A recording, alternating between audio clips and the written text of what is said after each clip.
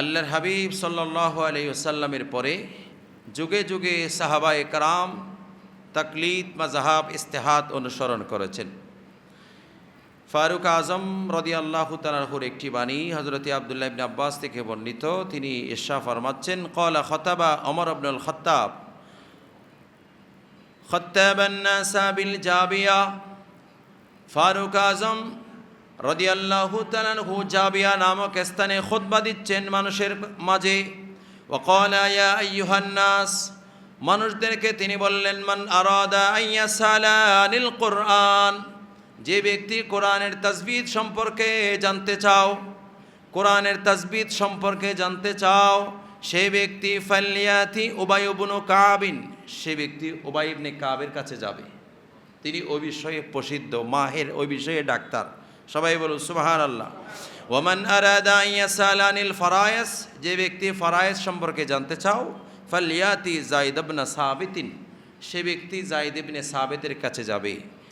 ওয়ামান আরাদা আইয়াসালা আনিল ফিকহ ফালিয়াতি মুআয ইবনে জাবালিন, যে ব্যক্তি ফিকহ সম্পর্কে, ফিকহের মাসালা জানতে চাও, সেই ব্যক্তি মুআয ইবনে জাবালের কাছে যাও। ওয়ামান আরাদা আইয়াসালা আনিল মালে, যে ব্যক্তি সম্পদের বন্টন ইত্যাদি ব্যাপারে জানতে চাও, ফালিয়াতিনি, আমার কাছে আসো। ফাইন্নাল্লাহা জাআলানি লাহু ওয়ালিয়ান ওয়া কাসিমান, আল্লাহ রাব্বুল আলামিন আমাকে সেটার অভিভাবকত্ব এবং বন্টনের নিয়ম কানুন সম্পর্কে আমাকে আল্লাহ জ্ঞান দান করেছেন। সবাই বলো সুবহানাল্লাহ। তাহলে সাহাবায়ে কেরামের যুগেও তাকলিদ ছিল, মাযহাব ছিল, ইজতিহাদ ছিল, সুনির্দিষ্ট নামে শিরোনামে ছিল না। সুনির্দিষ্ট শিরোনামে হানাফি, শাফি, মালিকি, হাম্বলি ছিল না, কিন্তু ইজতিহাদ, তাকলিদ, মাযহাব ছিল। এক একজন সাহাবায়ে কেরামের এক একটা দল, এক একজন বড় বড় সাহাবায়ে কেরাম ফকি যারা ছিলেন, ওনাদের ইজতিহাদ করতেন, ওনাদের অনুসরণ করতেন। সবাই বলো সুবহানাল্লাহ। হযরতে ফারুক আজম যখন আম্মার ইবনে ইয়াসার এবং আব্দুল্লাহ ইবনে মাসউদকে কুফার জন্য প্রেরণ করলেন, কুফার জন্য প্রেরণ করলেন, তিনি কুফার মানুষদের নিকট পত্র লিখলেন, চিঠি লিখলেন, ইন্নী বাআসতু ইলাইকুম বিআম্মার ইবনে ইয়াসার আমিরান ওয়া আব্দুল্লাহ ইবনে মাসউদিন মুআল্লিমান, আমি আম্মার ইবনে ইয়াসার এবং আব্দুল্লাহ ইবনে মাসউদকে তোমাদের জন্য মুআল্লিম বানিয়ে, উজির বানিয়ে পাঠালাম। ওয়াহুমা মিনান নুজাবা, তিনারা দুইজন নুজাবাদের অন্তর্ভুক্ত বদরি সাহাবী, অত্যন্ত মর্যাদাবান, মিন আসহাবে রাসূলিল্লাহ সাল্লাল্লাহু আলাইহি ওয়াসাল্লাম, আল্লাহর হাবিবের মর্যাদাবান সাহাবীদের অন্তর্ভুক্ত। তাদেরকে ফাক্তাদু বিহিবা, তোমরা তাদের ইক্তেদা করো, তাদের অনুসরণ করো, তাদের ইজতিহাদ মানো, তাদের মাযহাব তোমরা মানো। কে বলেছেন? ফারুক আজম বলেছেন, কুফাবাসীদেরকে বলেছেন, কুফাবাসীদেরকে বলেছেন। এই জন্য ইমাম আজমের মাযহাবের সিলসিলা কুফা হয়ে আব্দুল্লাহ ইবনে মাসউদ, রাসূল পাক, সবাই বলুন সুবহানাল্লাহ। আমাদের মাযহাবে আমল যেগুলি আছে এগুলা বীর রিওয়ায়াত এবং বীর রুয়াত সহিহ, বীর রিওয়ায়াত ওয়া বীর রুয়াত। বীর রিওয়ায়াত মানে বিদ দালায়েল, ডকুমেন্ট, আর রুয়াত মানে দেখা, দুটোটা আছে। সবাই বলো সুবহানাল্লাহ। আমার নবী বলেছেন, সল্লু, নামাজ পড়ো, কামা রাআইতুমুনি উসাল্লি, আমাকে যেভাবে দেখছো। তো আজকে যারা নামাজের কথা বলছে বিভিন্নভাবে, তারা কি রাসূলকে নামাজ পড়তে দেখছে? তো তারা বলবে আপনি কি দেখছেন? আমি দেখি নাই, আমার উস্তাদ দেখে নাই, ওনার পরে দেখে নাই, ওনার পরে দেখে নাই। ইমাম আজম দেখেছেন সাহাবী কিভাবে নামাজ পড়েছে। সবাই বলো সুবহানাল্লাহ। কে দেখেছেন? ইমাম আজম দেখেছেন সাহাবী কিভাবে নামাজ পড়েছেন। কেননা একমাত্র ইমাম মুস্তাহিদ ইমামদের মধ্যে একমাত্র ইমামে আজম আবু হানিফা, যিনি সাহাবীর নামাজ দেখেছেন। কার নামাজ দেখেছেন? সাহাবীর নামাজ দেখেছেন। রসুলের নামাজ কোথায় পাওয়া যাবে? রসুলের নামাজ সাহাবীর কাছে পাওয়া যাবে, তো সাহাবীর নামাজ তাবির কাছে পাওয়া যাবে। মুস্তাহিদ ইমামদের মধ্যে একমাত্র ইমামে আজম আবু হানিফা, যিনি সাহাবীর নামাজ দেখেছেন, সাহাবী কি রকম নামাজ পড়েছেন সেটা ইমামে আজম দেখেছেন। সবাই বলুন সুবহানাল্লাহ।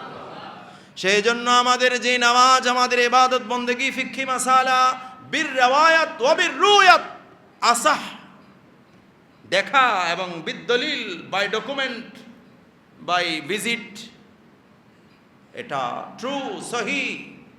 শুধু ডকুমেন্টারি নয়, দেখা দেখির ক্ষেত্রেও আমাদেরটা রসুলের নামাজ, সেটা সাহাবী পড়েছেন, সাহাবীর নামাজ ইমাম আজম দেখেছেন।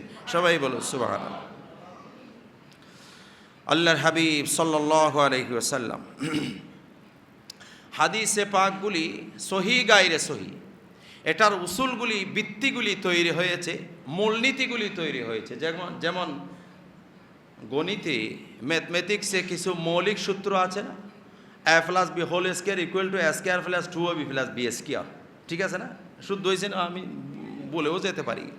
তো এটা একটা মৌলিক সূত্র। এরকম আরও বহু সূত্র আছে, দৈর্ঘ্য গুণ প্রস্থ গুণ সমান ক্ষেত্রফল, এরকম আরও অনেকগুলা নিয়ম নীতি আছে না? গণিতবিদ যারা, ওই যুগের গণিত যারা বের করেছেন, গণিতের যারা বিজ্ঞানী, এই গণিতের যারা ডাক্তার, ওনারা কিছু মূলনীতি সেখানে প্রণয়ন করেছেন। কি করেছেন? মূলনীতি প্রণয়ন করেছেন। ওই হিসাবেই গণিতগুলা কি হবে? সমাধান হবে। তেমনিভাবে হাদিস কিভাবে ফলো হবে, কিভাবে প্রয়োগ হবে, কিভাবে অনুসরণ হবে, সেটা আমি আব্দুলের ছেলে খালকুল বললে হবে না। সেই যুগের বড় বড় মুহাদ্দিসরা সেগুলার প্রায়োগিক দিক সেগুলা নির্ধারণ করেছেন। হাদিস সহি জয়ীফ, সেটার আমল কিভাবে হবে, সেটা এখনের কোনো মোল্লা মৌলবী মুন্সি বললে হবে না। ওই যুগের কিছু মূলনীতি আছে, ওই মূলনীতির ভিত্তিতে সেটাকে প্রয়োগ করতে হবে। সেটা ইমাম বুখারীর মূলনীতিগুলা, ইমাম বুখারী শরীফ লেখার আগেই পাণ্ডুলিপি, মূলনীতির উসুল, হাদিসের উসুল তৈরি হয়ে গেছে। ইমাম বুখারী লেখার আগেই হাদিসের ভিত্তি উসুল তৈরি হয়ে গেছে। ইমাম মালিক রাহমাতুল্লাহ আলাইহি তৈরি করেছেন, বড় বড় ইমামরা তৈরি করেছেন, বুখারী লেখার আগেই মূলনীতি তৈরি হয়েছে। সবাই বলো সুবহানাল্লাহ। বুখারী লেখার আগেই তৈরি হয়েছে। সুতরাং ওই মূলনীতির ভিত্তিতেই সেটা অনুসরণ, সেটা প্রয়োগ, সেটা আমল কিভাবে হবে, সেই মূলনীতির ভিত্তিতে হবে। কুরআনুল কারীমের আমল, মূলনীতি, সেটাও রসুলের জামানায় তৈরি হয়ে গেছে। রসুলের জামানার পরে সাহাবায়ে কেরামের যুগে আরেকটু প্রসার হয়েছে। মূলনীতিগুলো আগেরগুলা ঠিক আছে, আগেরগুলা আছে। চিকিৎসা বিজ্ঞানে গেলে সেখানেও মৌলিক চিকিৎসা বিজ্ঞানী যারা আছে, ইবনে সিনা থেকে শুরু করে আরও যা বড় বড় মৌলিক চিকিৎসা বিজ্ঞানী যারা আছে, তাদের কিছু মূলনীতি আছে, তাদের কিছু চিকিৎসা বিষয়ে, চিকিৎসা বিজ্ঞান সম্পর্কে মৌলিক নীতিমালা আছে। সেই নীতিমালার ভিত্তিতে প্রচার হচ্ছে পরবর্তীতে। কিন্তু ওই নীতিমালাকে উল্টিয়ে দিয়ে কেউ চিকিৎসা বিজ্ঞান আয়ত্ত করতে পারবে না। তেমনি ভাবে আগের যুগের মুহাদ্দিসিনে কেরাম, ইমামদের সমস্ত মূলনীতিগুলি উল্টিয়ে দিয়ে নিজে পণ্ডিত সেজে 700 হিজরির পরে এসে একটা নতুন মাযহাব বানাইয়া আগেরগুলা সব ভুল প্রমাণ করলো। তার মানে 700 হিজরির আগে সব ভুল। 700 হিজরির পর থেকে যারা নতুন নামাজ শিখাচ্ছে তাদের বয়স 700 হিজরির পর থেকে, কয় হিজরির পর থেকে? 700 হিজরির পর থেকে আরেকটু প্রসার লাভ করেছে। 200 বছর থেকে 300 বছর বয়স হয়েছে। এই এর মধ্যে একটু প্রসার পেয়েছে, তাদের বয়স একটু বৃদ্ধি পেয়েছে। তো আগের যুগের নামাজ, আগের যুগের ইমামরা সব ভুল করছে, ওনাদের উসুলগুলো সব ভুল। এখন আপনারা নতুন নতুন উসুল শেখাচ্ছেন, নিয়ম শেখাচ্ছেন, এটা শুদ্ধ হয়ে গেছে? সবাই বলুন নাউজুবিল্লাহ। মুসলমানকে বিভিন্নভাবে গোমরাহ করা হচ্ছে। রসুল কখনো বলেন নাই, রসুল পাক বলেছেন তোমাদের জন্য আমি 2টি জিনিস রেখে যাচ্ছি। কয়টি জিনিস? 2টি জিনিস রেখে যাচ্ছি। একটি হচ্ছে কিতাবুল্লাহ, আর একটি হচ্ছে সুন্নতে রাসূলুল্লাহ। রসুল বলে নাই কোরআন এবং সহিহ হাদিস মানো। রসুল বলেছেন কিতাবুল্লাহ মানো, সুন্নতে রসুল মানো। সুন্নাহ এবং হাদিসে বেশ কম হচ্ছে, সব সুন্নাহর উপরে আমল হয়, সব সহিহ হাদিসের উপর আমল হয় না।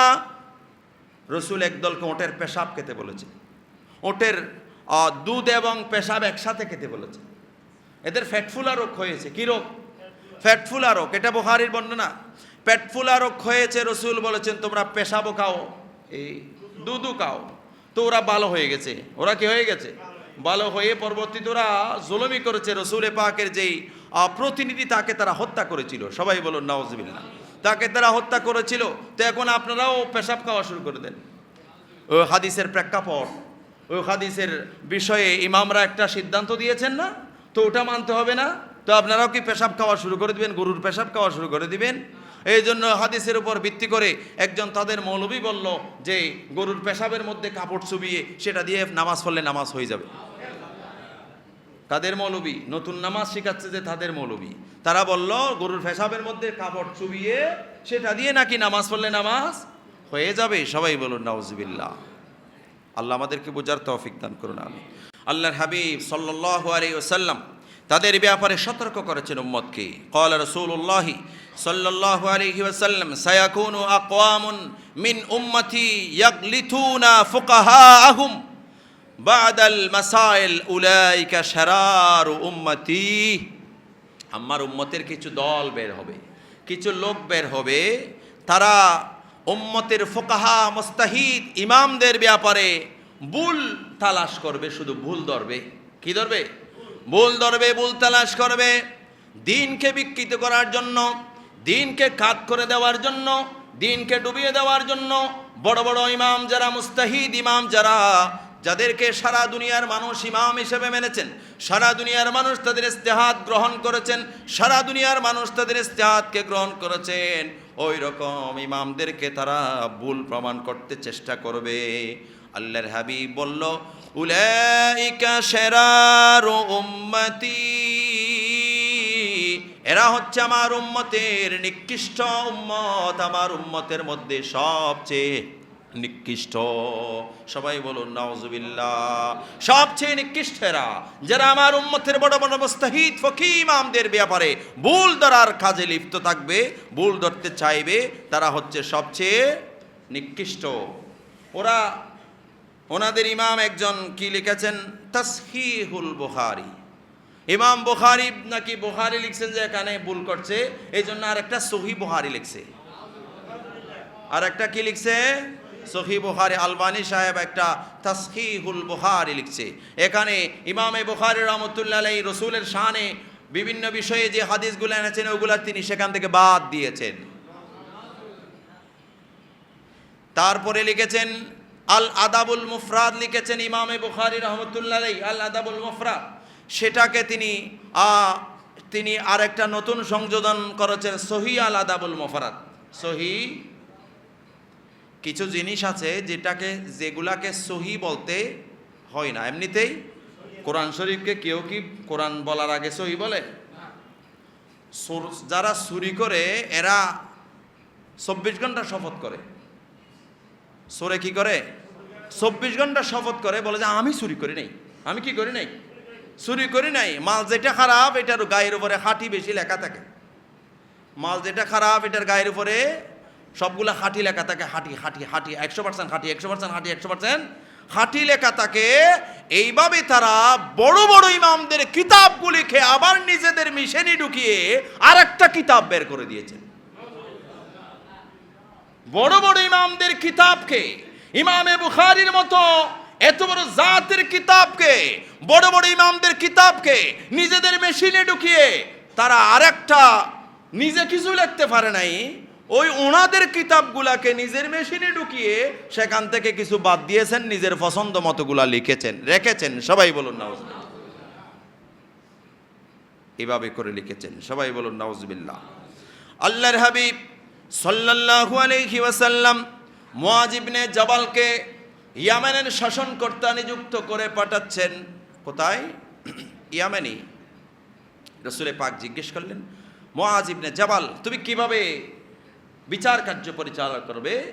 মুআয ইবনে জাবাল বলল, ইয়া রাসূলুল্লাহ বিল কুরআন, কুরআন দিয়ে।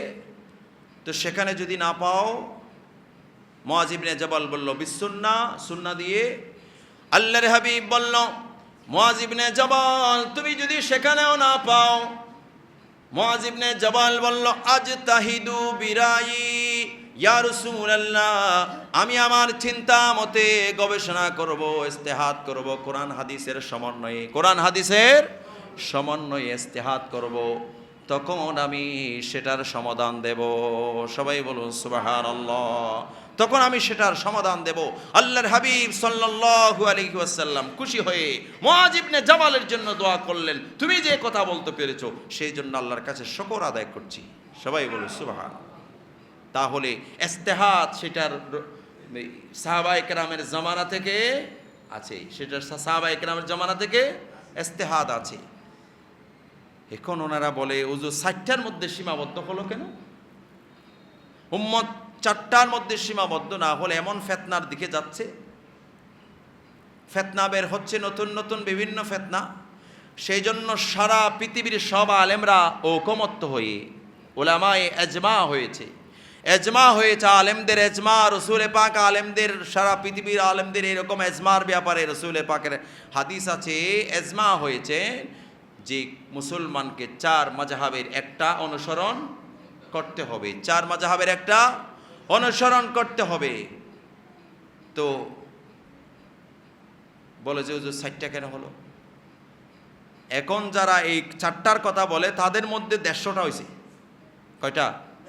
150টা। এটা আমার কথা নয়, এটা তাদের একজন হুজুর বলতেছে, বলে যে 60টা তো ভালো ছিল। এখন তো আমরা যারা মাযহাবের বিরোধিতা করতেছি আমাদের মধ্যে তো 150টা হয়ে গেছে। কয়টা হয়েছে? 150 মতো হয়ে গেছে। তো 4টাই তো ভালো ছিল। 4টাই কি ছিল? ভালো ছিল। এখানে ইজতিহাদ হয়েছে কোথায়? যেখানে কোরআন এবং হাদিসের স্পষ্ট বর্ণনা নাই, নির্দেশনা আছে, সেইগুলাকে সেই ব্যাপারে ইজতিহাদ হয়েছে, গবেষণা হয়েছে। যেখানে স্পষ্ট নির্দেশনা আছে সেটা প্রয়োগ কিভাবে হবে সেটা বের করেছেন। কোরআন ও সুন্নাহর বাইরে কোনো গবেষণা নাই ইমামদের কাছে। সবাই বলুন সুবহানাল্লাহ। কোন ইমাম কোরআন এবং সুন্নাহকে ভায়োলেট করার জন্য তাদের ইজতিহাদ ছিল না। কোরআন এবং সুন্নাহকে সুসংহত করার জন্য, সেটা প্রয়োগটা উম্মতের মাঝে সঠিকভাবে দেওয়ার জন্য, প্রয়োগটা আমলটা কিভাবে হবে সেটা সঠিকভাবে উপস্থাপন করার জন্য ইমামদের ইজতিহাদ ছিল। সবাই বলুন সুবহানাল্লাহ। আজকে আমরা তাদের জন্য দোয়া করব। রসুল বলেছেন তাদের জন্য দোয়া করো। যারা উম্মতের এত বড় কাজ করেছেন তাদের জন্য দোয়া করো। রসুল বলেছেন তাদের জন্য দোয়া করো। আর আমরা তাদের ভুল ধরি, দোয়া তো করবে দূরের কথা, তাদের কি করি? ভুল ধরি। তারা নাকি হাদিস জানতো না। আমি বেরোই, আমি হাদিস জানি। আমি বেরোইছি পরশুদিন। ইমাম আজম সাহাবীর থেকে হাদিস শিখেছেন। ইমাম আজম হাদিস জানতো না, আমি হাদিস জানি। নাউজুবিল্লাহ বল। লা হাওলা ওয়ালা কুওয়াতা ইল্লা বিল্লাহিল আলিয়্যিল আযীম। সুতরাং আল্লাহ রাব্বুল আলামিন এইগুলা শুধু আমাদের কাজে কর্মে যে এখানে বাঁধা এখানে বাঁধা এটার বেশম, এটা মৌলিক বিষয় নয়, এটা ফান্ডামেন্টাল বিষয় নয়। ফান্ডামেন্টাল বিষয় হচ্ছে এদের যে অভ্যন্তরীণ আরো অনেক আকীদা আছে। আল্লাহর ব্যাপারে আকীদা খারাপ, রসুলের ব্যাপারে এদের আকীদা খারাপ। শুধু রসুলের ব্যাপারে আকীদা খারাপ না, আল্লাহর ব্যাপারেও তাদের আকীদা মারাত্মকভাবে খারাপ। এইভাবে আরও অনেক বিষয় আছে যেগুলো মারাত্মকভাবে খারাপ। মাঝে মধ্যে দুই একটা বলবো, সব তো একদিনে বলা যাবে না। আল্লাহ রাব্বুল আলামিন এই ফিতনা ফাসাদের জামানায় উসুলের তাকার, উসুলে সিলসিলায়, উসুলে তাকার, মূলনীতিতে তাকার, সিলসিলায় তাকার, সনদে তাকার আল্লাহ তৌফিক দান করুন, আমিন। ফিতনা ফাসাদ থেকে আমাদেরকে, আমাদের সমাজকে, আমাদের যুবক ভাইদেরকে আল্লাহ হেফাজত করুন, আমিন। ওয়া আখির দাওয়ানা আলহামদুলিল্লাহি রাব্বিল আলামিন।